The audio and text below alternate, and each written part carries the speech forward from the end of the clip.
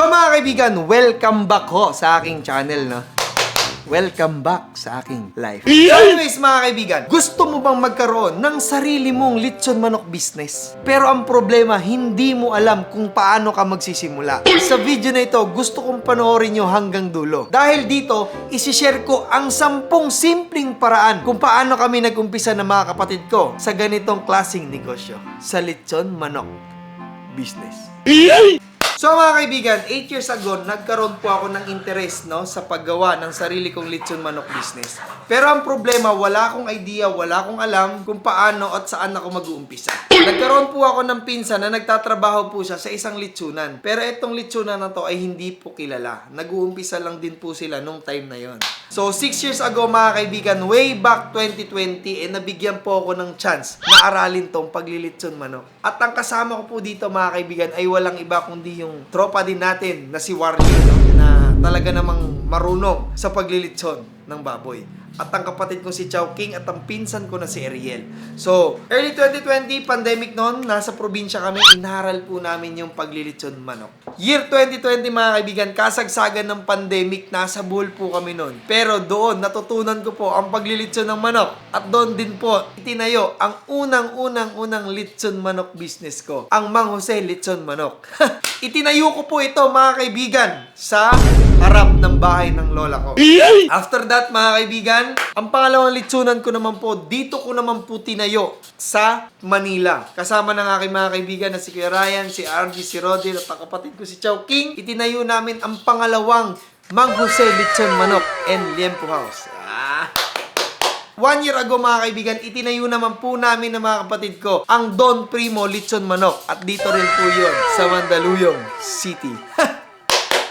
So kung mapapansin nyo mga kaibigan, 3 beses na po ako nagtayo ng lechonan. Dito po nanggaling yung 10 simpleng pamamaraan na ituturo ko sa inyo kung paano makapag-umpisa sa ganitong klaseng negosyo. Hindi po ako expert mga kaibigan pagdating sa pagninegosyo ng lechon manok. Pero eto pong isi-share ko sa inyo ay based sa experience ko sa loob ng 6 na taon na paglilechon ko. So eto ang 10 simpleng paraan para makapag-umpisa ng sariling lechon manok business.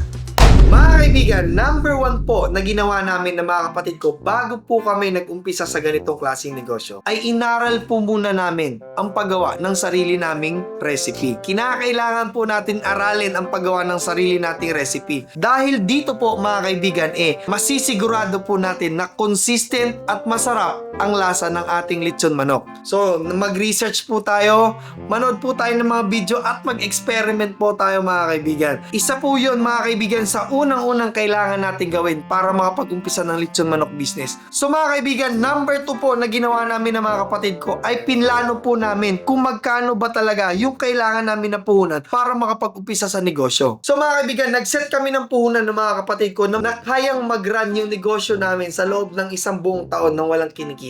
So ganun po yung pagplano namin ng mga kapatid ko. Bakit nga ba ganun yung ginawa namin? Kasi mga kaibigan, hindi pa po kasi kilala ng mga tao yung lasa ng produkto natin, yung in-offer natin. Kaya posible po mga kaibigan, hindi po tayo kumita agad. Ayaw naman po natin na mangyari na sa loob lamang po ng 1 o 2 buwan magsara na po yung negosyo natin. Kaya mga kaibigan, kinakailangan natin planuhin kung magkano yung kailangan nating ilabas para makapag-umpisa ng lechon manok. So pangatlo mga kaibigan na ginawa namin ng mga kapatid ko ay meron na kaming recipe, meron na kaming puhunan, naghanap naman po kami ng magandang pwesto. Magandang pwesto po ang kailangan natin para sa ganitong klaseng negosyo. Kasi bakit? Dito kasi sa pagmamanok mga kaibigan, kinakailangan po natin maghanap yung heavy, yung heavy foot traffic talaga mga kaibigan. Yung tipong dadaanan talaga ng iba't ibang klaseng tao. Kasi kahit gaano pa po kasarap at kahit gaano pa po ka-quality yung product natin, kung mali naman po yung pwesto natin, hindi rin po talaga ito magsasaksin. So number 3 na kailangan natin gawin, kinakailangan po natin maghanap ng magandang pwesto.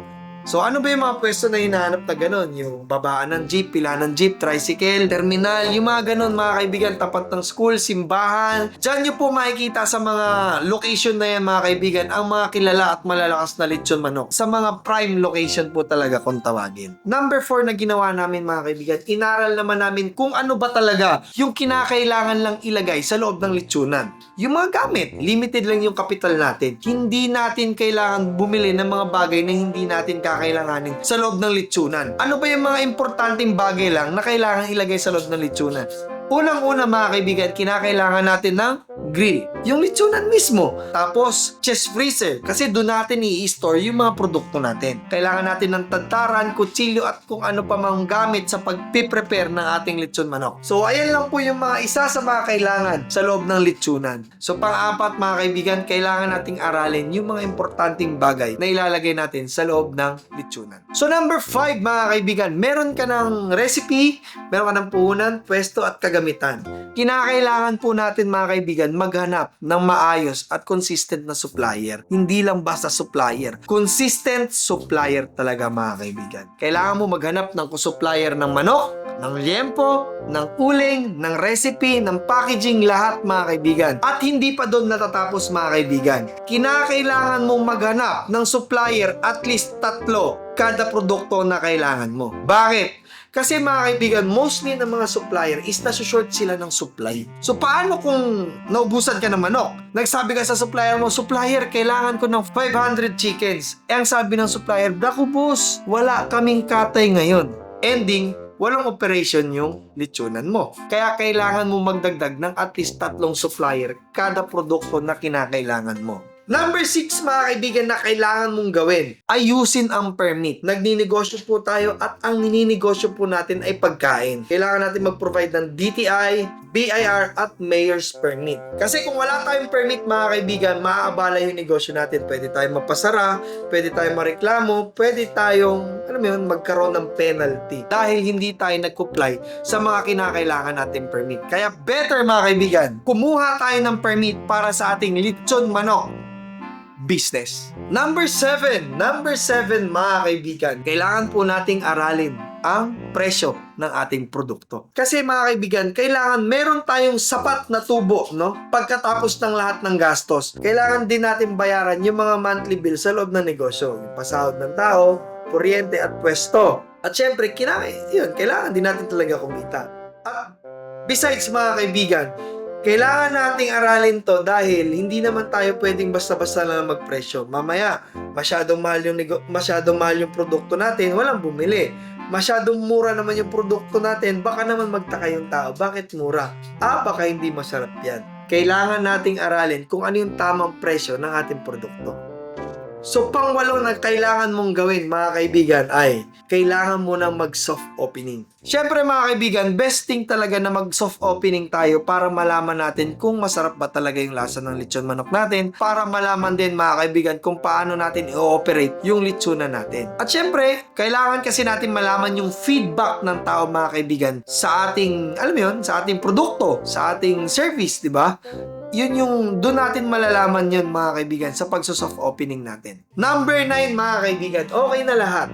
Nag-ooperate na, maayos na. As a newbie mga kaibigan sa pagbibusiness, ang natutunan ko po talaga is pag nagkaroon ka ng negosyo mo mga kaibigan, huwag mo munang iasa sa tao mo. Dapat mag hands-on ka sa negosyo mo. Mahirap ipagkatiwala sa ibang tao kasi baka mapabayaan lang nila. Yun po yung natutunan ko sa paglilitsyon manok, sa pagninegosyo. Kinakailangan natin mag hands-on mga kaibigan as much as possible. Hindi 1 month, 2 and 3. Hanggang mas matagal, mas maganda mga kaibigan. Siyempre, para iwas na rin para maloko tayo at iwas na rin para masayang yung naumpisahan natin.